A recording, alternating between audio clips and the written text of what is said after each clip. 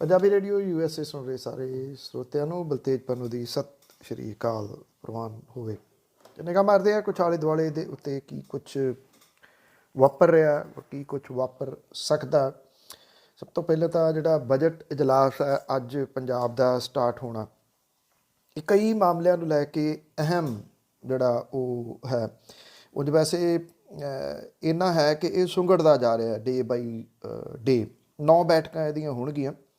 ਜਦੋਂ ਕੈਪਟਨ ਅਮਰਿੰਦਰ ਸਿੰਘ ਹੋਰਾਂ ਦੀ ਪਹਿਲੀ ਪਾਰੀ ਸੀ 2002 ਤੋਂ 7 ਤੱਕ, ਉਦੋਂ 2005 ਤੋਂ ਤੇ 2006 ਦੇ ਬਜਟ ਇਜਲਾਸ ਜਿਹੜੇ ਸੀਗੇ ਉਹ 14 ਦਿਨ ਚੱਲੇ ਸੀਗੇ। ਅਕਾਲੀ ਦਲ ਦੇ 2012 ਵਾਲੇ ਕਾਰਜਕਾਲ ਦੇ ਦੌਰਾਨ ਸਾਲ 13 ਤੇ 16 ਦੇ ਬਜਟ ਇਜਲਾਸ ਦੇ ਵਿੱਚ ਬੈਠਕਾਂ ਦੀ ਗਿਣਤੀ 10 ਰਹੀ। ਉਹਨਾਂ ਨੇ ਸੰਗੇੜਨਾ ਸ਼ੁਰੂ ਕੀਤਾ ਔਰ 2007 ਤੋਂ 12 ਦੇ ਬਜਟ ਇਜਲਾਸ ਦੇ ਦੌਰਾਨ 7 ਤੇ 9 ਦੇ ਵਿੱਚ 5 ਬੈਠਕਾਂ ਸਿਰਫ ਜਿਹੜੀਆਂ ਉਹ ਹੋਈਆਂ ਸੀ। ਇਹਦਾ 9 ਬੈਠਕਾਂ ਜਿਹੜੀਆਂ ਨੇ ਉਹ ਹੋਣਗੀਆਂ। ਇਹ ਮੌਜੂਦਾ ਜਿਹੜੀ ਸਰਕਾਰ ਹੈ ਉਹਦਾ ਇਹ ਲਾਸਟ ਬਜਟ ਹੈ, ਆਖਰੀ ਬਜਟ ਜਿਹੜਾ ਉਹ ਹੋਊਗਾ। ਇਹਦੇ ਵਿੱਚ ਹੰਗਾਮੇ ਹੋਣ ਦੇ ਆਸਾਰ ਨੇ ਪੂਰੇ। ਹੰਗਾਮੇ ਕਿਉਂ ਹੋਣ ਦੇ ਆਸਾਰ ਨੇ ਉਹ ਵੀ ਤੁਹਾਨੂੰ ਮੈਂ ਜਿਹੜਾ ਜੋ ਦੱਸਦਾ। ਇਹ 15ਵੀਂ ਵਿਧਾਨ ਸਭਾ ਦਾ 14ਵਾਂ ਇਜਲਾਸ ਜਿਹੜਾ ਦੀ ਉਹ ਹੋਊਗਾ। ਇਹਦੀ ਅੱਜ 11 ਵਜੇ ਰਾਜਪਾਲ ਦੇ ਭਾਸ਼ਣ ਦੇ ਨਾਲ ਸ਼ੁਰੂਆਤ ਹੋਊਗੀ। ਬਾਅਦ ਦੁਪਹਿਰ ਸਦਨ ਦੇ ਵੱਲੋਂ ਸਿਆਸੀ ਤੇ ਹੋਰ ਉੱਘੀਆਂ ਹਸਤੀਆਂ ਸਣੇ ਵਿਛੜੀਆਂ ਜਿਹੜੀਆਂ ਰੂਹਾਂ ਨੇ ਉਹਨਾਂ ਨੂੰ ਸ਼ਰਧਾਂਜਲੀ ਦਿੱਤੀ ਜਾਊਗੀ। 2022 ਦੇ ਵਿੱਚ ਪੰਜਾਬ ਵਿਧਾਨ ਸਭਾ ਦੇ ਮੱਦੇਨਜ਼ਰ ਪੰਜਾਬ ਸਰਕਾਰ ਦੇ ਵੱਲੋਂ ਇਸ ਇਜਲਾਸ ਨਵੇਂ ਐਲਾਨ ਤੇ ਪਿਛਲੇ ਵਾਅਦਿਆਂ ਦੇ ਪੂਰਤੀ ਦੇ ਫੈਸਲੇ ਵੇਖਣ ਨੂੰ ਮਿਲ ਸਕਦੇ ਆ। ਇਜਲਾਸ ਦੇ ਵਿੱਚ ਮੁੱਖ ਧਿਆਨ ਖੇਤੀਬਾੜੀ ਤੇ ਰਹਿਣ ਦੀ ਜਿਹੜੀ ਉਹ ਸੰਭਾਵਨਾ ਹੈ। ਮੁੱਖ ਵਿਰੋਧੀ ਧਿਰ ਆਮ ਆਦਮੀ ਪਾਰਟੀ ਦੇ ਆਗੂ ਹਰਪਾਲ ਸਿੰਘ ਚੀਮਾ ਨੇ ਇਹ ਗੱਲ ਕਹੀ ਹੈ ਕਿ ਇਜਲਾਸ ਦੇ ਦੌਰਾਨ ਕਾਂਗਰਸ ਸਰਕਾਰ ਦੀਆਂ ਨਾਕਾਮੀਆਂ ਤੇ ਸਵਾਲ ਉਠਾਏ ਜਾਣਗੇ। ਮਾਫੀਆ ਦੇ ਮੁੱਦੇ ਤੇ ਹਾਕਮ ਧਿਰ ਨੂੰ ਘੇਰਿਆ ਜਿਹੜਾ ਉਹ ਜਾਊਗਾ। ਦੂਜੇ ਪਾਸੇ ਅਕਾਲੀ ਦਲ ਬਾਦਲ ਜਿਹੜਾ ਹੈ ਉਹ ਵਿਧਾਨ ਸਭਾ ਦਾ ਘਿਰਾਓ ਕਰੂਗਾ ਔਰ ਪੰਜਾਬ ਭਰ ਦੇ ਵਿੱਚੋਂ ਅਕਾਲੀ ਵਰਕਰ ਚੰਡੀਗੜ੍ਹ ਦੇ ਵਿੱਚ ਇਕੱਠੇ ਹੋਣਗੇ ਤੇ ਬਾਅਦ 'ਚ ਵਿਧਾਨ ਸਭਾ ਵੱਲ ਨੂੰ ਕੂਚ ਜਿਹੜਾ ਉਹ ਕਰਨਗੇ। ਇਸ ਵੇਲੇ ਜਿਹੜੀ ਸਰਕਾਰ ਹੈ ਉਹਦਾ ਅਖੀਰਲਾ ਸਾਲ ਇਹ ਸਟਾਰਟ ਹੈ ਤੇ ਉਹਨੇ ਇਹਨਾਂ ਪਿਛਲੇ ਸਮੇਂ ਦੇ ਦੌਰਾਨ ਜਿਹੜਾ ਜੀ ਉਹ ਕੀਤਾ ਕੀ ਹੈ, ਇਹ ਬਹੁਤ ਵੱਡੇ ਸਵਾਲ ਨੇ ਇਸ ਵੇਲੇ। ਇਸ ਗੱਲ ਦੀਆਂ ਕਨਸੂਆਂ ਇਸ ਵੇਲੇ ਚੱਲ ਰਹੀਆਂ ਨੇ ਕਿ ਕੈਪਟਨ ਅਮਰਿੰਦਰ ਸਿੰਘ ਹੋਰੀ ਪੰਜਾਬ ਵਿਧਾਨ ਸਭਾ ਦੀਆਂ ਚੋਣਾਂ ਛੇਤੀ ਕਰਾਉਣ ਦੇ ਰੌਂ ਦੇ ਵਿੱਚ ਨੇ।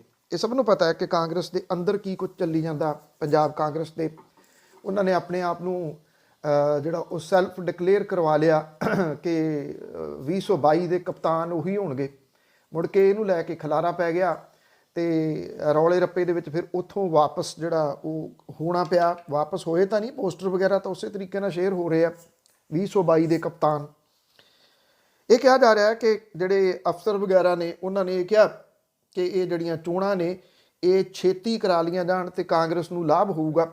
ਇਹ ਚੋਣਾਂ ਕਦੋਂ ਹੋਣਗੀਆਂ ਇਹਨੂੰ ਲੈ ਕੇ ਅਟਕਲਾਂ ਜਾਰੀ ਨੇ। ਸੰਭਾਵੀ ਰੂਪ ਦੇ ਵਿੱਚ ਇਹ ਬਜਟ ਸੈਸ਼ਨ ਤੋਂ ਬਾਅਦ ਕੁਝ ਹਫ਼ਤੇ ਬਾਅਦ ਕੈਪਟਨ ਅਮਰਿੰਦਰ ਸਿੰਘ ਹੋਰੀ ਅਸਤੀਫਾ ਦੇ ਕੇ ਵਿਧਾਨ ਸਭਾ ਭੰਗ ਕਰ ਸਕਦੇ ਆ ਤੇ ਸਤੰਬਰ ਦੇ ਮਹੀਨੇ ਦੇ ਵਿੱਚ ਚੋਣਾਂ ਜਿਹੜੀਆਂ ਉਹ ਪੰਜਾਬ ਦੀਆਂ ਹੋ ਸਕਦੀਆਂ ਨੇ। ਇਹ ਕਨਸੂਆਂ ਜਿਹੜੀਆਂ ਉਹ ਚੱਲ ਰਹੀਆਂ ਨੇ। ਬਟ ਜਿਵੇਂ ਜਿਵੇਂ ਇਹ ਬਜਟ ਸੈਸ਼ਨ ਚੱਲੂਗਾ ਉਵੇਂ ਤੁਸੀਂ ਇਹ ਕਹਿ ਲਓ ਕਿ ਇਹਨਾਂ ਜਿਹੜੀਆਂ ਕਨਸੂਆਂ ਨੇ ਇਹ ਸਹੀ ਨੇ ਗਲਤ ਨੇ, ਇਹਦੇ ਬਾਰੇ ਦੇ ਵਿੱਚ ਜਿਹੜਾ ਜੀ ਉਹ ਪਤਾ ਲੱਗਣਾ ਸ਼ੁਰੂ ਜਿਹੜਾ ਉਹ ਹੋ ਜਾਊਗਾ। ਜਿਹੜੀਆਂ ਮਹਾਪੰਚਾਇਤਾਂ ਨੇ ਉਹ ਕਿਸਾਨਾਂ ਨੇ ਸ਼ੁਰੂ ਕੀਤੀਆਂ, ਸੰਯੁਕਤ ਕਿਸਾਨ ਮੋਰਚੇ ਨੇ ਸ਼ੁਰੂ ਕੀਤੀਆਂ ਔਰ ਬਹੁਤ ਵੱਡਾ ਹੁੰਗਾਰਾ ਇਸ ਵੇਲੇ ਉਹਨਾਂ ਨੂੰ ਮਿਲ ਰਿਹਾ। ਇਹ ਕਿਸਾਨ ਮਹਾਪੰਚਾਇਤਾਂ ਜਦੋਂ 26-27 ਤਰੀਕ ਨੂੰ 26 ਨੂੰ ਘਟਨਾਵਾਂ ਵਾਪਰੀਆਂ ਜਨਵਰੀ ਨੂੰ, ਤੇ ਉਸ ਤੋਂ ਬਾਅਦ ਜਿਸ ਕਿਸਮ ਦੇ ਨਾਲ ਸਰਕਾਰ ਨੇ ਆਪਣੇ ਲੱਠਮਾਰਾਂ ਨੂੰ ਨਾਲ ਲੈ ਕੇ ਜਿਹੜਾ ਸੀ ਇਹ ਸਰਹੱਦਾਂ 'ਤੇ ਬੈਠੇ ਕਿਸਾਨਾਂ ਨੂੰ ਉੱਥੋਂ ਉਠਾਉਣ ਦੀ ਕੋਸ਼ਿਸ਼ ਕੀਤੀ। ਉਸ ਤੋਂ ਬਾਅਦ ਰਕੇਸ਼ ਟਕੈਤ ਹੋਰਾਂ ਦੇ ਜਿਹੜੇ ਅਥਰੂ ਸੀ ਉਹ ਮੋੜ ਲਿਆਏ ਕਿਸਾਨਾਂ ਨੂੰ। ਉਹਨੇ ਕਿਸਾਨ ਅੰਦੋਲਨ ਨੂੰ ਬਹੁਤ ਸਟਰੋਂਗ ਕਰ ਦਿੱਤਾ ਤੇ ਮੁੜ ਕੇ ਸ਼ੁਰੂ ਹੋ ਗਈਆਂ ਮਹਾਪੰਚਾਇਤਾਂ। ਮਹਾਂ ਪੰਚਾਇਤਾਂ ਦੇ ਵਿੱਚ ਲੱਖਾਂ ਦੀ ਗਿਣਤੀ ਦੇ ਵਿੱਚ ਇਕੱਠ ਜਿਹੜੇ ਆ ਉਹ ਹੋ ਰਹੇ ਆ। 200 ਤੋਂ ਉੱਪਰ ਮਹਾਂ ਪੰਚਾਇਤਾਂ ਹੋ ਚੁੱਕੀਆਂ ਹੋਈਆਂ ਨੇ। ਇਹ ਹੁਣ ਮੱਧ ਪ੍ਰਦੇਸ਼ ਵੱਲ ਨੂੰ ਜਿਹੜਾ ਦੀ ਉਹ ਜਾ ਰਹੀਆਂ ਨੇ। ਭਾਵ ਕਿ ਜਿਹੜਾ ਇੱਥੇ ਪੰਜਾਬ ਦੇ ਵਿੱਚ ਤਾਂ ਜਿਹੜਾ ਘਰ ਘਰ ਜਿਹੜਾ ਅੰਦੋਲਨ ਆ ਉਹ ਪਹੁੰਚਿਆ ਹੋਇਆ। ਹਰਿਆਣੇ ਦੇ ਵੀ ਇਹੀ ਹਾਲਾਤ ਨੇ।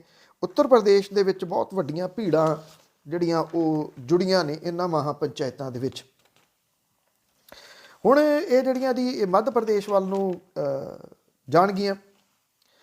ਜਿਹੜੇ ਟਕੈਤ ਨੇ ਉਹਨਾਂ ਨੇ ਇਹ ਗੱਲ ਜਿਹੜੀ ਆ ਕਹੀ ਆ ਕਿ ਉਹਨਾਂ ਨੂੰ ਸਾਰੇ ਜਗ੍ਹਾ ਤੋਂ ਸੱਦੇ ਜਿਹੜੇ ਆ ਉਹ ਆ ਰਹੇ ਆ। ਸਹਾਰਨਪੁਰ ਦੇ ਵਿੱਚ ਕੱਲ੍ਹ ਵੱਡੀ ਮਹਾਂ ਪੰਚਾਇਤ ਜਿਹੜੀ ਉਹ ਕੀਤੀ ਗਈ ਔਰ ਰਕੇਸ਼ ਟਕੈਤ ਹੋਰਾਂ ਨੇ ਇਹ ਗੱਲ ਕਹੀ ਕਿ ਖੇਤੀ ਕਾਨੂੰਨ ਵਾਪਸ ਹੋਣ ਤੱਕ ਅੰਦੋਲਨ ਜਿਹੜਾ ਉਹ ਜਾਰੀ ਰਹੂਗਾ। ਇਹ ਵੀ ਕਿਹਾ ਕਿ ਵਿਰੋਧੀ ਧਿਰ ਦਾ ਮਜ਼ਬੂਤ ਹੋਣਾ ਜ਼ਰੂਰੀ ਹੈ। ਇਹ ਗੱਲ ਜਿਹੜੀ ਉਹਨਾਂ ਨੇ ਕਹੀ। ਭਾਵ ਕਿ ਉਹਦਾ ਦੂਜਾ ਰੂਪ ਇਹ ਸੀਗਾ ਕਿ ਇੰਨੀਆਂ ਸੀਟਾਂ ਵੀ ਕਿਸੇ ਸਰਕਾਰ ਨੂੰ ਨਾ ਆ ਜਾਣ ਕਿ ਉਹ ਮਨਮਾਨੀਆਂ ਜਿਹੜੀਆਂ ਉਹ ਕਰਨੀਆਂ ਸ਼ੁਰੂ ਕਰ ਦੇ, ਜੋ ਉਹਦੇ ਮਨ 'ਚ ਆਵੇ ਉਹ ਕਰੇ। ਇਹ ਤਾਂ ਕਿਸਾਨਾਂ ਦੀਆਂ ਮਹਾਂ ਪੰਚਾਇਤਾਂ ਨੇ। ਉੱਧਰ ਕੁਛ ਜਿਹੜੇ ਰਾਜਨੀਤਿਕ ਪਾਰਟੀਆਂ ਨੇ ਉਹ ਵੀ ਮਹਾਂ ਪੰਚਾਇਤ ਜਿਹੜੀ ਆ ਜੀ ਉਹ ਉਹਨਾਂ ਨੇ ਕਰਨੀਆਂ ਸ਼ੁਰੂ ਕੀਤੀਆਂ ਨੇ। ਚਾਹੇ ਉਹ ਕਾਂਗਰਸ ਹੈ ਅਤੇ ਆਮ ਆਦਮੀ ਪਾਰਟੀ ਨੇ ਜਿਹੜੀ ਸੀ ਉਹ ਮੇਰਠ ਦੇ ਵਿੱਚ ਕੱਲ੍ਹ ਮਹਾਂ ਪੰਚਾਇਤ ਕੀਤੀ। ਇਹਦੇ ਵਿੱਚ ਖਾਪਾਂ ਦੇ ਆਗੂ ਵੀ ਜਿਹੜੇ ਸੀ ਉਹ ਵੀ ਸ਼ਾਮਲ ਹੋਏ। ਵੱਡੀ ਗਿਣਤੀ ਦੇ ਵਿੱਚ ਇਕੱਠ ਜਿਹੜਾ ਸੀਗਾ ਉਹ ਮੇਰਠ ਦੇ ਵਿੱਚ ਹੋਇਆ, ਜਿੱਥੇ ਅਰਵਿੰਦ ਕੇਜਰੀਵਾਲ ਹੋਰਾਂ ਨੇ ਜਿਹੜੇ ਇਹ 3 ਖੇਤੀ ਕਾਨੂੰਨ ਬਣਾਏ ਨੇ ਕੇਂਦਰ ਦੀ ਸਰਕਾਰ ਨੇ, ਇਹਨੂੰ ਮੌਤ ਦੇ ਵਾਰੰਟ ਕਰਾਰ ਦਿੱਤਾ।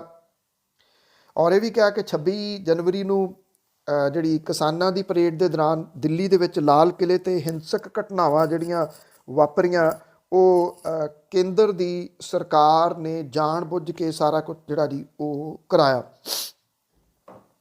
ਇਹ ਵੀ ਉਹਨਾਂ ਨੇ ਕਿਹਾ ਕਿ ਕੇਂਦਰ ਦੇ ਵੱਲੋਂ ਪਾਸ 3 ਖੇਤੀ ਕਾਨੂੰਨ ਜਿਹੜੇ ਨੇ ਉਹ ਕਿਸਾਨਾਂ ਲਈ ਮੌਤ ਦੇ ਵਾਰੰਟ ਨੇ ਅਤੇ ਸਰਕਾਰ ਵੱਲੋਂ ਇਹ ਕਾਨੂੰਨ ਸਿਰਫ ਆਪਣੇ ਕਾਰਪੋਰੇਟ ਮਿੱਤਰਾਂ ਨੂੰ ਲਾਭ ਪਹੁੰਚਾਉਣ ਦੇ ਵਾਸਤੇ ਜਿਹੜੇ ਆ ਉਹ ਕੀਤੇ ਗਏ ਆ।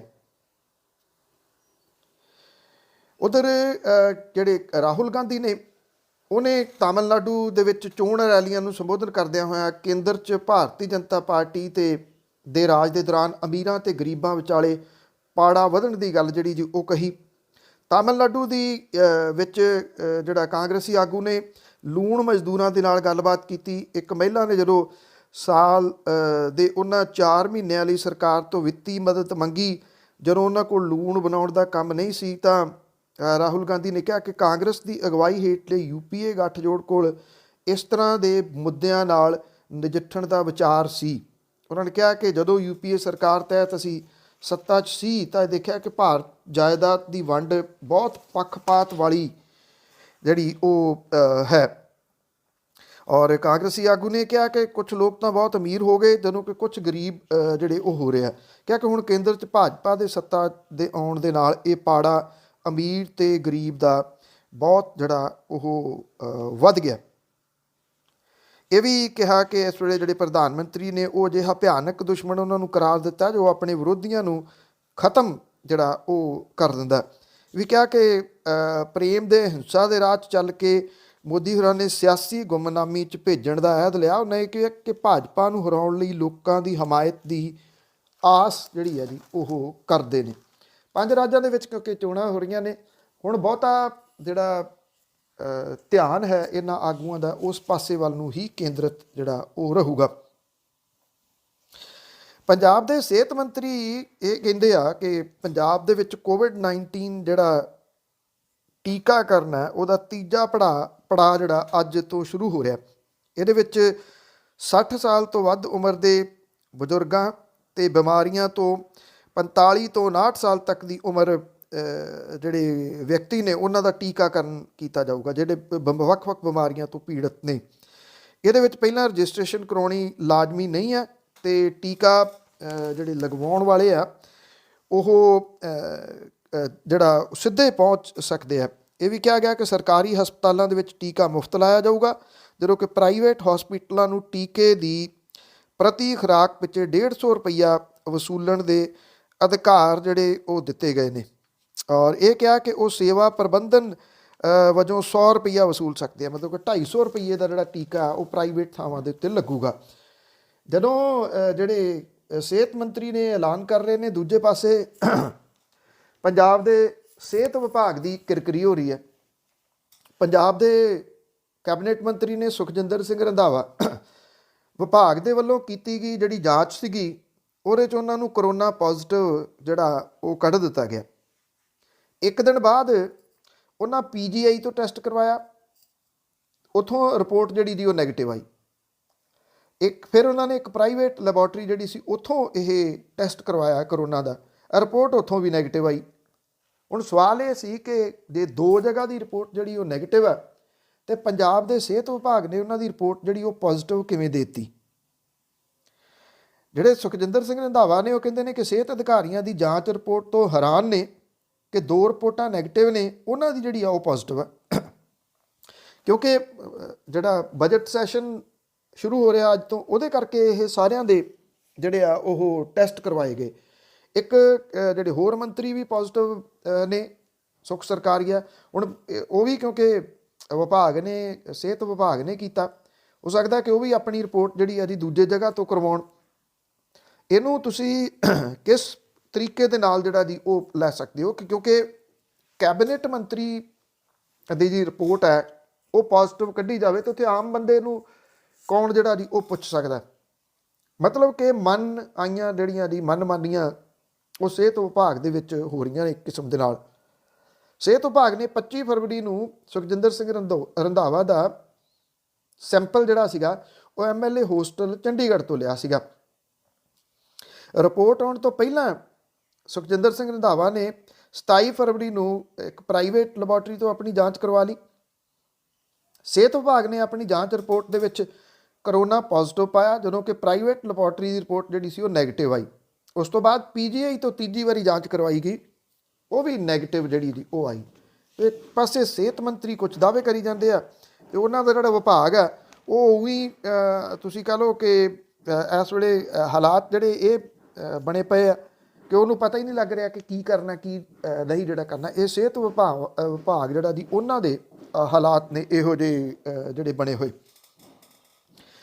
ਹਿਸਾਰ ਦੇ ਵਿੱਚ ਖਾਪ ਪੰਚਾਇਤਾਂ ਜਿਹੜੀਆਂ ਨੇ ਉਹਨਾਂ ਨੇ ਖੇਤੀ ਕਾਨੂੰਨਾਂ ਤੇ ਤੇਲ ਕੀਮਤਾਂ ਦੇ ਵਾਧੇ ਦੇ ਖਿਲਾਫ ਦੁੱਧ ਦਾ ਮੁੱਲ ਵਧਾਉਣ ਦਾ ਫੈਸਲਾ ਜਿਹੜਾ ਜੀ ਉਹ ਕੀਤਾ। ਹਾਲਾਂਕਿ ਕੱਲ੍ਹ ਜਿਹੜਾ ਸੀਗਾ ਜੀ ਇਹ ਰੌਲਾ ਪੈ ਗਿਆ ਸਾਰੇ ਕਿ ਪੂਰੇ ਹਰਿਆਣੇ ਦੇ ਵਿੱਚ ਤੇ ਪੰਜਾਬ ਦੇ ਵਿੱਚ ਇਹ ਫੈਸਲਾ ਲਾਗੂ ਹੋ ਰਿਹਾ, ਪਰ ਬਾਅਦ ਦੇ ਵਿੱਚ ਇਹਦਾ ਸਪਸ਼ਟੀਕਰਨ ਜਿਹੜਾ ਸੀਗਾ ਉਹ ਸੰਯੁਕਤ ਕਿਸਾਨ ਮੋਰਚੇ ਦੇ ਆਗੂ ਡਾਕਟਰ ਦਰਸ਼ਨਪਾਲ ਹੋਰਾਂ ਨੇ ਵੀ ਦਿੱਤਾ ਕਿ ਸੰਯੁਕਤ ਕਿਸਾਨ ਮੋਰਚੇ ਦਾ ਇਹ ਪ੍ਰੋਗਰਾਮ ਨਹੀਂ ਗਾ। ਹਿਸਾਰ ਦੇ ਵਿੱਚ ਖਾਪ ਪੰਚਾਇਤਾਂ ਜਿਹੜੀਆਂ ਨੇ ਉਹਨਾਂ ਨੇ ਇਹ ਫੈਸਲਾ ਲਿਆ ਕਿ ਅਸੀਂ ਦੁੱਧ 100 ਰੁਪਏ ਪ੍ਰਤੀ ਲੀਟਰ ਜਿਹੜਾ ਜੀ ਉਹ ਵੇਚਾਂਗੇ। ਉਹਨਾਂ ਨੇ ਕਿਹਾ ਕਿ ਡੇਅਰੀ ਕਿਸਾਨਾਂ ਨੂੰ ਉਹਨਾਂ ਨੇ ਅਪੀਲ ਕੀਤੀ ਹੈ ਕਿ ਸਰਕਾਰੀ ਸਹਿਕਾਰੀ ਸੁਸਾਇਟੀਆਂ ਨੂੰ ਇਸੇ ਮੁੱਲ ਦੇ ਉੱਤੇ ਦੁੱਧ ਵੇਚਣ। ਔਰ ਇਹ ਵੀ ਜਿਹੜਾ ਜੀ ਕਿਹਾ ਗਿਆ ਕਿ ਉਹਨਾਂ ਦੇ ਵੱਲੋਂ 1 ਤੋਂ 5 ਮਾਰਚ ਤੱਕ ਦੁੱਧ ਵੇਚਣ ਦਾ ਬਾਈਕਾਟ ਕਰਨ ਤੇ ਭਾਅ ਵਧਾਉਣ ਦਾ ਕੋਈ ਐਲਾਨ ਜਿਹੜਾ ਉਹ ਨਹੀਂ ਕੀਤਾ ਗਿਆ। ਦੂਜੇ ਪਾਸੇ ਮੁੱਖ ਮੰਤਰੀ ਜਿਹੜਾ ਹਰਿਆਣੇ ਦੇ ਉਹਨੇ ਕਿਹਾ ਕਿ ਕਿਸਾਨਾਂ ਦੇ ਵੱਲੋਂ ਦੁੱਧ ਦਾ ਮੁੱਲ 100 ਰੁਪਏ ਪ੍ਰਤੀ ਲੀਟਰ ਕਰਨ ਦੀ ਯੋਜਨਾ ਖੇਤੀ ਕਾਨੂੰਨਾਂ ਖਿਲਾਫ ਚੱਲ ਰਹੇ ਉਹਨਾਂ ਦੇ ਅੰਦੋਲਨ ਨੂੰ ਫੇਲ ਕਰ ਦੂਗੀ। ਵੈਸੇ ਇਹ ਤਾਂ ਬਹੁਤ ਦੇਰ ਦੇ ਸੋਚ ਰਹੇ ਆ ਕਿ ਜਿਹੜਾ ਜੀ ਉਹ ਫੇਲ ਹੋਊਗਾ। ਜੇ ਇਉਂ ਹੋਵੇ ਤਾਂ ਫਿਰ 100 ਰੁਪਈਆ ਪੈਟਰੋਲ ਦਾ ਰੇਟ ਜਿਹੜਾ ਜੀ ਉਹ ਸਰਕਾਰ ਨੇ ਕੀਤਾ, ਇਹਦਾ ਮਤਲਬ ਕਿ ਉਹ ਵੀ ਫੇਲ ਨੇ, ਸਰਕਾਰ ਫੇਲ ਹੋ ਗਈ।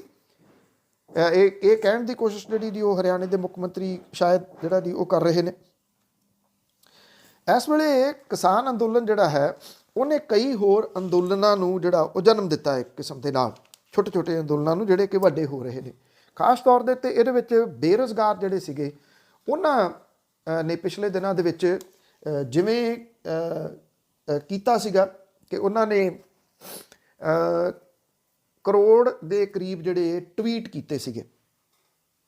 ਔਰ ਇਹਦੇ ਕਰਕੇ ਜਿਹੜਾ ਜੀ ਬੇਸ਼ੱਕ ਸਰਕਾਰ ਦੇ ਕੰਨਾਂ ਦੇ ਉੱਤੇ ਜੂੰ ਜਿਹੜੀ ਉਹ ਨਾ ਸਰਕੀ ਹੋਵੇ ਇਸ ਚੀਜ਼ ਦੀ, ਪਰ ਇਹਦਾ ਚਰਚਾ ਬਹੁਤ ਹੋਇਆ।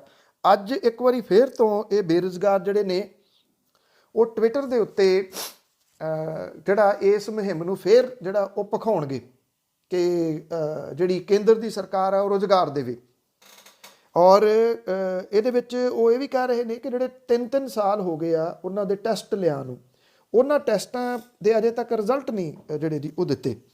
ਦੂਸਰੇ ਪਾਸੇ ਦੀ confederation of all India traders ਜਿਹੜੀ CAIT ਆ, ਉਹਨੇ ਇਹ ਗੱਲ ਕਹੀ ਆ ਕਿ ਉਹ GST ਦੀਆਂ ਵਿਵਸਥਾਵਾਂ ਅਤੇ ਵੱਡੀਆਂ ਈ-ਕਾਮਰਸ ਕੰਪਨੀਆਂ ਦੀਆਂ ਮਾੜੀਆਂ ਪ੍ਰਥਾਵਾਂ ਦੇ ਖਿਲਾਫ ਕੌਮੀ ਪੱਧਰ ਦੇ ਉੱਤੇ ਮੁਹਿੰਮ ਜਿਹੜਾ ਉਹ ਸ਼ੁਰੂ ਕਰੂਗੀ। ਬਿਆਨ ਦੇ ਵਿੱਚ ਵਪਾਰੀਆਂ ਦੀ ਜਥੇਬੰਦੀ ਨੇ ਇਹ ਕਿਹਾ ਕਿ ਇਸ ਮੁਹਿੰਮ ਦੇ ਅਗਲੇ ਪੜਾਅ ਦੇ ਵਿੱਚ ਸੂਬਿਆਂ 'ਤੇ ਧਿਆਨ ਕੇਂਦਰਿਤ ਕੀਤਾ ਜਾਊਗਾ ਔਰ ਇਹ ਮੁਹਿੰਮ 5 ਮਾਰਚ ਤੋਂ ਸ਼ੁਰੂ ਹੋਊਗੀ, ਜਿਹੜੀ ਕਿ 5 ਅਪ੍ਰੈਲ ਤੱਕ ਚੱਲੂਗੀ। ਜਥੇਬੰਦੀ ਇਹ ਕਹਿੰਦੀ ਆ ਕਿ ਮੌਜੂਦਾ ਸਮੇਂ ਜਿਹੜਾ ਕਿ ਮੁਲਕ ਦੇ ਵਪਾਰੀ GST ਦੀਆਂ ਵਿਵਸਥਾਵਾਂ ਅਤੇ ਈ-ਕਾਮਰਸ ਦੇ ਵਿੱਚ ਵਿਦੇਸ਼ੀ ਕੰਪਨੀਆਂ ਦੀਆਂ ਮਨਮਾਨੀਆਂ ਤੋਂ ਬੁਰੇ ਤਰੀਕੇ ਦੇ ਨਾਲ ਪ੍ਰਭਾਵਿਤ ਹੋਏ ਨੇ। ਹੁਣ ਉਹ ਜਾਂ ਤਾਂ ਇਹਨਾਂ ਮਸਲਿਆਂ ਨੂੰ ਹੱਲ ਕਰਨਾ ਚਾਹੁੰਦੇ ਨੇ ਜਾਂ ਆਪਣਾ ਵਪਾਰ ਬੰਦ ਕਰ ਦੇਣਾ ਚਾਹੁੰਦੇ ਨੇ।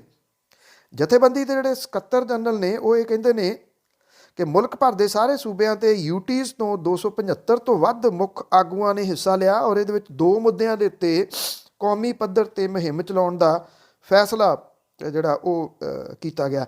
ਔਰ ਇਸ ਸੰਦਰਭ ਦੇ ਵਿੱਚ ਜਥੇਬੰਦੀ ਨੇ ਕੇਂਦਰੀ ਵਿੱਤ ਮੰਤਰੀ ਨੂੰ ਗੁਜ਼ਾਰਿਸ਼ ਕੀਤੀ ਹੈ ਕਿ ਉਹ GST ਦੀ ਮੌਜੂਦਾ ਵਿਗੜੀ ਸਥਿਤੀ ਬਾਰੇ ਸੰਗਠਨ ਦੇ ਨਾਲ ਤੁਰੰਤ ਗੱਲਬਾਤ ਜਿਹੜੀ ਦੀ ਉਹ ਕਰਦੇ ਨੇ ਜਾਂ ਨਹੀਂ।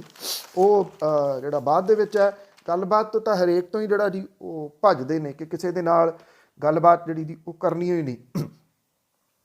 ਇੱਕ ਪਾਸੇ ਤਾਂ ਸੰਘਰਸ਼ ਜਿਹੜਾ ਉਹ ਚੱਲ ਰਿਹਾ, ਦੂਜੇ ਪਾਸੇ ਇੱਥੇ ਸੰਗਰੂਰ ਦੇ ਵਿੱਚ ਜਿਹੜੇ ਕਿਸਾਨ ਨੇ ਉਹ DC ਕੰਪਲੈਕਸ ਦੇ ਵਿੱਚ ਪੱਕੇ ਡੇਰੇ ਲਾ ਕੇ ਬਹਿ ਗਏ ਨੇ। ਉਹਦਾ ਕਾਰਨ ਇਹ ਆ ਕਿ ਦਿੱਲੀ ਕਟੜਾ ਐਕਸਪ੍ਰੈਸਵੇ ਹਾਈਵੇ ਜਿਹੜਾ ਨਵਾਂ ਬਣ ਰਿਹਾ ਉਹਦਾ ਮੁਆਵਜ਼ਾ ਜਿਹੜਾ ਜੀ ਬਹੁਤ ਥੋੜ੍ਹਾ ਮਿਲ ਰਿਹਾ। ਪਹਿਲਾਂ ਕਿਸਾਨਾਂ ਨੂੰ ਆਸ ਸੀਗੀ ਕਿ ਇਹਦੇ ਚੰਗੇ ਜਿਹੜੇ ਜੀ ਪੈਸੇ ਮਿਲਣਗੇ ਤਾਂ ਅੱਗੇ ਜ਼ਮੀਨਾਂ ਬਣਾ ਲੈਣਗੇ, ਪਰ ਇਹ ਜਿੰਨੇ ਕੁ ਪੈਸੇ ਇਹ ਦਿੱਤੇ ਜਾ ਰਹੇ ਨੇ ਉਹਨੇ ਜਿਹੜਾ ਜੀ ਕਿਸਾਨਾਂ ਨੂੰ ਸੰਘਰਸ਼ ਕਰਨ ਦੇ ਵਾਸਤੇ ਮਜਬੂਰ ਕਰ ਦਿੱਤਾ।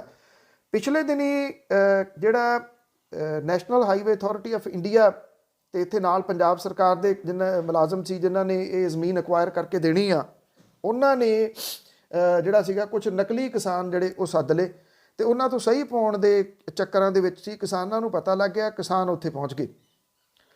ਹੁਣ ਉਹ ਪੱਕੇ DC ਕੰਪਲੈਕਸ ਦੇ ਵਿੱਚ ਜਿਹੜਾ ਜੀ ਉਹ ਡੇਰੇ ਲਾ ਕੇ ਬਹਿ ਗਏ ਨੇ ਔਰ ਉਹਨਾਂ ਦੇ ਵੱਲੋਂ ਨਾਅਰੇਬਾਜ਼ੀ ਜਿਹੜੀ ਦੀ ਉਹ ਕੀਤੀ ਜਾ ਰਹੀ ਹੈ। ਉਹਨਾਂ ਦਾ ਰੋਸ ਹੈ ਕਿ ਕੇਂਦਰ ਦੀ ਸਰਕਾਰ ਨੇ ਉਹਨਾਂ ਦੀ ਸਾਰ ਤਾਂ ਕੀ ਲੈਣੀ ਹੈ, ਸਗੋਂ ਪੰਜਾਬ ਸਰਕਾਰ ਵੀ ਕਿਸਾਨਾਂ ਦਾ ਦੁੱਖ ਦਰਦ ਨਹੀਂ ਜਿਹੜਾ ਉਹ ਸੁਣ ਰਹੀ। ਉਹਨਾਂ ਨੇ ਕਿਹਾ ਕਿ ਉਹਨਾਂ ਨੂੰ ਧੋਖੇ ਦੇ ਵਿੱਚ ਰੱਖ ਕੇ ਜਿਹੜੀ national highway authority of India ਅਤੇ ਪੋਲਿਊਸ਼ਨ ਕੰਟਰੋਲ ਬੋਰਡ ਦੇ ਅਧਿਕਾਰੀਆਂ ਦੇ ਨਾਲ ਮੀਟਿੰਗਾਂ ਰੱਖਣ ਵਾਲੇ ਪ੍ਰਸ਼ਾਸਨਿਕ ਅਧਿਕਾਰੀਆਂ ਦੇ ਖਿਲਾਫ ਕਾਰਵਾਈ ਕੀਤੀ ਜਾਵੇ ਅਤੇ ਜ਼ਮੀਨ ਅਕਵਾਇਰ ਕਰਨ ਸਣੇ ਐਕਸਪ੍ਰੈਸਵੇ ਦੀ ਸਮੁੱਚੀ ਕਾਰਵਾਈ ਦੇ ਉੱਤੇ ਕਿਸਾਨ ਅੰਦੋਲਨ ਜਾਰੀ ਰਹਿਣ ਤੱਕ ਮੁਕੰਮਲ ਰੋਕ ਲਾਈ ਜਾਵੇ। ਦੂਜੇ ਪਾਸੇ ਇੱਕ ਹੋਰ ਹਾਈਵੇ ਜਿਹੜਾ ਬਣ ਰਿਹਾ ਅੰਮ੍ਰਿਤਸਰ ਜਾਮਨਗਰ ਐਕਸਪ੍ਰੈਸਵੇ NH 754, ਇਹ ਡੱਬ ਵਾਲੀ ਖੇਤਰ ਦੇ 10 ਪਿੰਡਾਂ ਦੀ ਜ਼ਮੀਨ ਲੈਣ ਦੇ ਵਾਸਤੇ ਜਿਹੜੇ ਤੈਅ ਰੇਟ ਨੇ ਉੱਥੇ ਪੱਖਪਾਤੀ ਰਵੱਈਏ ਕਰਕੇ ਕਿਸਾਨਾਂ ਨੇ ਸੰਘਰਸ਼ ਜਿਹੜਾ ਜੀ ਉਹ ਵਿੱਢ ਲਿਆ। ਕਿਸਾਨ ਹੁਣ ਪ੍ਰਤੀ ਏਕੜ 1 ਕਰੋੜ ਰੁਪਈਏ ਮੁਆਵਜ਼ੇ ਲਈ ਅਦਾਲਤੀ ਬੂਹਾ ਖੜਕਾਉਣ ਦੇ ਰਾਹ ਜਿਹੜਾ ਜੀ ਉਹ ਪੈ ਗਏ ਨੇ। ਇਹ ਜਿਹੜਾ ਐਕਸਪ੍ਰੈਸਵੇ ਦਾ ਰਾਹ ਡੱਬ ਵਾਲੀ ਹਲਕੇ ਦੇ ਡੱਬ ਵਾਲੀ ਜੋਗੇ ਵਾਲਾ ਚਟਾਲਾ ਆਸਾ ਖੇੜਾ ਸੁਖੇਰਾ ਖੇੜਾ ਅਬੂ ਸ਼ਹਿਰ ਸਕਤਾ ਖੇੜਾ ਸ਼ੇਰਗੜ੍ਹ ਅਲੀਕਾਂ ਪਿੰਡ ਆਉਂਦੇ ਆ। ਕੇਂਦਰ ਸਰਕਾਰ ਦੇ ਵੱਲੋਂ ਸੜਕ ਜਿਹੜੀ ਆ ਉਹ ਇਹਦੇ ਵਾਸਤੇ ਮੁਆਵਜ਼ੇ ਦੀਆਂ ਦਰਾਂ ਦੇ ਵਿੱਚ ਜ਼ਮੀਨ ਅਸਮਾਨ ਦਾ ਫਰਕ ਰੱਖਿਆ ਗਿਆ। ਜੋਗੇਵਾਲਾ ਪਿੰਡ 'ਚ ਪਰ ਏਕੜ 25 ਲੱਖ ਰੁਪਈਏ ਮੁਆਵਜ਼ਾ। ਉਸੇ ਥਾਂ ਸੜਕ ਦੇ ਦੂਜੇ ਬੰਨੇ ਡੱਬ ਵਾਲੀ ਪਿੰਡ ਦੇ ਰਕਬੇ ਦੇ ਵਿੱਚ 47 ਲੱਖ ਰੁਪਈਏ ਪ੍ਰਤੀ ਏਕੜ ਮੁਆਵਜ਼ਾ ਦਿੱਤਾ ਗਿਆ। ਸੁਖੇਰਾ ਖੇੜਾ ਦੇ ਵਿੱਚ ਪਹਿਲੇ ਜਦੋਂ ਇਹ ਅਕਵਾਇਰ ਕੀਤੀ ਗਈ 40 ਲੱਖ ਰੁਪਈਏ ਪ੍ਰਤੀ ਏਕੜ ਸੀ। ਬਾਅਦ ਦੇ ਵਿੱਚ ਕਿਸਾਨ ਸੰਘਰਸ਼ ਵਿੱਢਣ 'ਤੇ 73 ਲੱਖ ਰੁਪਈਏ ਪਰ ਏਕੜ ਜਿਹੜੀ ਦੀ ਉਹ ਕਰ ਦਿੱਤੀ। ਅਬੁਬ ਸ਼ਹਿਰ ਦੇ ਵਿੱਚ ਪਹਿਲਾਂ 27 ਲੱਖ ਰੁਪਈਏ ਸੀ ਅਤੇ ਬਾਅਦ ਦੇ ਵਿੱਚ ਇਹ 32 ਲੱਖ ਜਿਹੜੀ ਦੀ ਉਹ ਕਰ ਦਿੱਤੀ। ਮਤਲਬ ਕਿ ਲਗਾਤਾਰ ਜਿਹੜਾ ਉਹ ਲਾਉਣ ਦੇ ਚੱਕਰਾਂ 'ਚ ਸੈਂਟਰ ਦੀ ਸਰਕਾਰ। ਜਿਹੜੇ ਸੰਗਰੂਰ ਦੇ ਵਿੱਚ ਬੈਠੇ ਕਿਸਾਨ ਨੇ ਉਹਨਾਂ ਦਾ ਗਿਲਾ ਜਿਹੜਾ ਸਭ ਤੋਂ ਵੱਡਾ ਇਹ ਆ ਕਿ ਕੇਂਦਰ ਦੀ ਸਰਕਾਰ ਤਾਂ ਉਹਨਾਂ ਨਾਲ ਧੱਕਾ ਕਰ ਰਹੀ ਹੈ। ਪੰਜਾਬ ਸਰਕਾਰ ਜਿਹੜੀ ਆ ਜੀ ਉਹ ਪੋਸਟਰ ਲਾਈ ਬੈਠੀ ਆ ਕਿ ਪੰਜਾਬ ਸਰਕਾਰ ਕਿਸਾਨਾਂ ਦੇ ਨਾਲ, ਔਰ ਉਹ ਕਹਿੰਦੇ ਪੋਸਟਰ ਦੇ ਵਿੱਚ ਉਹ ਕੁਝ ਕਹਿ ਰਹੀ ਆ, ਰੀਅਲ ਦੇ ਵਿੱਚ ਜਿਹੜਾ ਜੀ ਉਹ ਇਹ ਹੈ ਕਿ ਉਹਦੇ ਜਿਹੜੇ ਅਫਸਰ ਨੇ ਉਹ ਇਹਨਾਂ national highway authority of India ਦੇ ਜਿਹੜੇ ਅਫਸਰ ਨੇ ਉਹਨਾਂ ਦੇ ਨਾਲ ਮਿਲ ਕੇ ਕਿਸਾਨਾਂ ਦੇ ਨਾਲ ਧੋਖਾ ਕਰ ਰਹੇ ਆ। ਔਰ ਧੋਖੇ ਦੇ ਨਾਲ ਉਹ ਉੱਥੇ ਕੁਝ ਨਕਲੀ ਕਿਸਾਨ ਇਹਨਾਂ ਨੇ ਸੱਦ ਲਏ ਤੇ ਸੱਦ ਕੇ ਉਹਨਾਂ ਤੋਂ ਸਹੀ ਪਾਉਣ ਦੇ ਰੌਂ ਦੇ ਵਿੱਚ ਸੀਗੇ ਕਿ ਉੱਥੇ ਸਹੀ ਪਵਾ ਕੇ ਇਹ ਕਹਿ ਦਿੱਤਾ ਜਾਵੇ ਕਿ ਜੀ ਕਿਸਾਨਾਂ ਨੇ ਹਾਂ ਜਿਹੜੀ ਉਹ ਕਰ ਦਿੱਤੀ ਹੈ, ਤਾਂ ਕਿ ਅੱਗੋਂ ਜਿਹੜੀ ਦੀ ਇਹ ਜ਼ਮੀਨ ਅਕਵਾਇਰ ਕਰਨ ਦੀ ਪ੍ਰਕਿਰਿਆ ਤੋਰੀ ਜਾ ਸਕੇ। ਕਿਸਾਨਾਂ ਨੇ ਇੱਥੇ ਜਿਹੜੇ ਕੰਮ ਕਰਨ ਵਾਲੇ ਕਾਮੇ ਨੇ ਉਹਨਾਂ ਨੂੰ ਕਈ ਵਾਰੀ ਜਿਹੜਾ ਜੀ ਉਹ ਬੰਦੀ ਬਣਾ ਕੇ ਰੱਖ ਛੱਡਿਆ, ਹਾਲਾਂਕਿ ਕੋਈ ਕੁੱਟਮਾਰ ਜਾਂ ਕੁਛ ਨਹੀਂ ਕੀਤੀ। ਉਹ ਇਹ ਕਹਿੰਦੇ ਰਹੇ ਕੰਪਨੀਆਂ ਨੂੰ ਕਿ ਜਿੰਨੀ ਦੇਰ ਤੱਕ ਕਿਸਾਨ ਸੰਘਰਸ਼ ਚੱਲਦਾ ਉਨੀ ਦੇਰ ਤੱਕ ਤੁਸੀਂ ਇਹਨੂੰ ਰੋਕ ਦਿਓ ਪ੍ਰਕਿਰਿਆ ਨੂੰ, ਪਰ ਉਹ ਰੋਕ ਨਹੀਂ ਰਹੇ। ਦੂਸਰਾ ਇਹ ਹੈ ਕਿ ਮੁਆਵਜ਼ਾ ਬਹੁਤ ਥੋੜ੍ਹਾ ਇਹਦਾ ਜਿਹੜਾ ਦੀ ਮਿਲ ਰਿਹਾ, ਜਿਸ ਕਰਕੇ ਕਿਸਾਨਾਂ ਦਾ ਇਹ ਸੰਘਰਸ਼ ਦਿਨੋਂ ਦਿਨ ਵੱਡਾ ਹੁੰਦਾ ਤੁਰਿਆ ਜਾ ਰਿਹਾ। ਬਹੁਤ ਬਹੁਤ ਧੰਨਵਾਦ। ਮੇਰੀ ਤੁਹਾਡੀ ਮੁਲਾਕਾਤ ਕੱਲ੍ਹ ਨੂੰ ਹੋਊਗੀ ਜੀ। ਸਤਿ ਸ਼੍ਰੀ ਅਕਾਲ।